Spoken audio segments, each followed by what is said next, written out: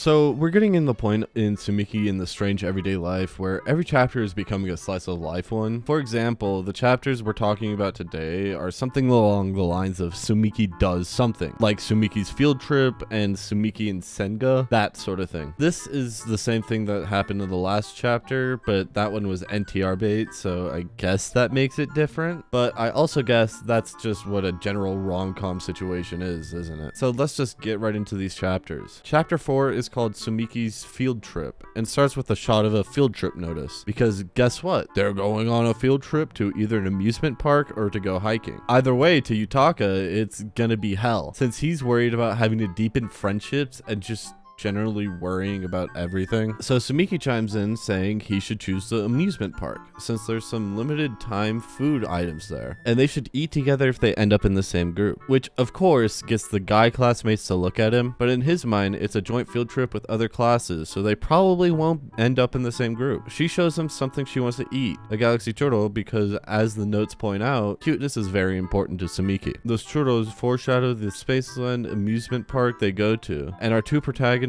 end up in the same group. Big shocker. And someone intervenes, saying there must be some foul play. That person being the vampire, Senga. There's some banter, also introducing two new characters, Sugimi, a human, and Sato, an invisible man. They all don't care about what they do, and Tsumiki asks for everyone's ticket, since she's an absolute pro at scheduling, with a note saying you can feel at ease if Tsumiki's there. There's a shot of the group waiting in line to get on a ride, departing on a journey for space exploration, and Tsumiki replies to everything in probably the nicest way, but the vampire, I already forgot his name, is just being a complete downer with her because he's only there to avoid the girls, garnering more attention than the mascots, which he says there's no way he'd lose to an object with a human inside. Looking over at Tsumiki's world shattering, and her thought processes stop due to this fact as Yutaka tries to do some damage control. There's a cut and the vampire goes off on his own, and the other two are just gonna sit as Tsumiki and Yutaka go to get those churros. She knows the locations, which puts him at ease since she's done a lot of prep, since it's the first time she's been to an amusement park. She's been going out ever since she was little, but it's rare for her to have fun since commercial and other establishments have restrictions. But since this is a field trip, it means she's been granted that permission,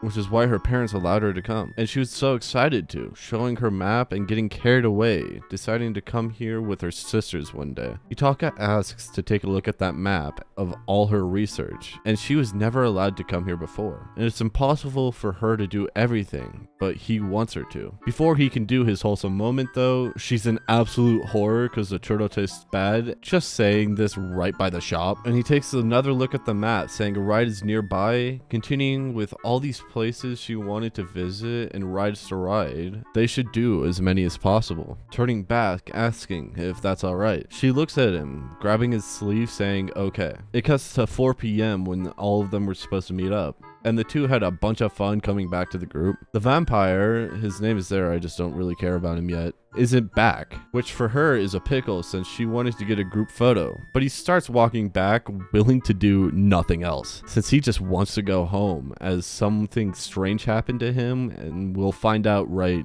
now. Chapter 5 picks up right where we left off with him wanting to go home, confusing Tsumiki. Yutaka asks what happened since he was with a friend, but Senga's waterworks make Yutaka take it back. He's depressed, going completely against his character trait of being confident, and Yutaka contemplates what to do before asking if he could tell them what happened, not pressuring him, but for the sake of the field trip. And what happened was his friend used him, trading contact info with a girl in exchange for him not showing up. He starts going on and on, like really going on, saying he had his doubts and thought he finally made a real friend, falling into his nature of being a vampire. Girls are attracted to him and guys get jealous, and he has no friends he can really trust. Even though he's always surrounded by people, perhaps he's lonely. And just because he accepts who he is doesn't mean he doesn't have worries. As Yutaka asks what to do, Tsumiki asks what about them. Since they went around a park together, why doesn't he consider them friends? But to Senga, something so significant couldn't make them friends, and he couldn't trust them just because they're in the same group. Tsumiki hits a one-liner calling him a pain, and Yutaka tries to do damage control, but she goes on, saying it could have been an opportunity to make friends, which he was just against from the start. And it's strange for him to assume they would betray him, which is why he can't make friends, reminding him that she gave her blood, but because she's a girl and his nature, she's gonna fall for him, which she tries to force, saying he made up his mind without even trying, sickening her. Yutaka is still trying to do damage control, but Senga gives this reaction, confusing the two, and he's trying to make her fall, saying it's strange both now and when he sucked her blood, because maybe deep down she loves him, which just isn't the case. But that makes him happy. Getting him called cringe, making him happy again, since no one's called him cringe before, with people always saying good things about him, and it must be refreshing to hear the opposite. They go to get on the last ride, which he's obviously tagging along, and they take their group photo, with him still worrying about her heart fluttering, and they get on the bus to leave, and he's become all chummy in no time, and he says he feels they can become friends, which Yutaka takes as something rude. Tsumiki tells him that he could tell Senga that,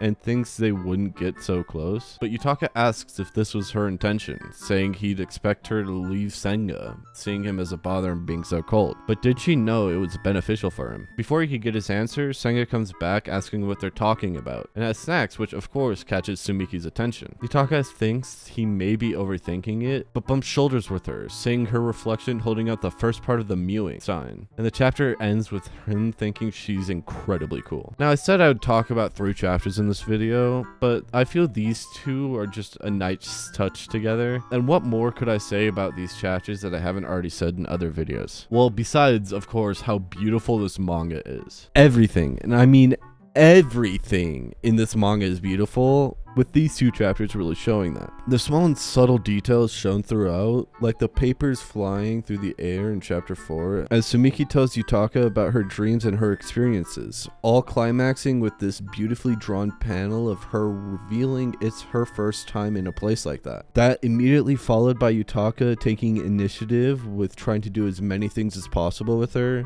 grabbing each other's sleeves, just made me feeling like this. And I tell you, this manga can tell you a story and get you attached to characters, even if they are masochistic. And I don't know what else to say about them, as I feel this sub-arc is just fantastic. So I guess, really, that's all I got.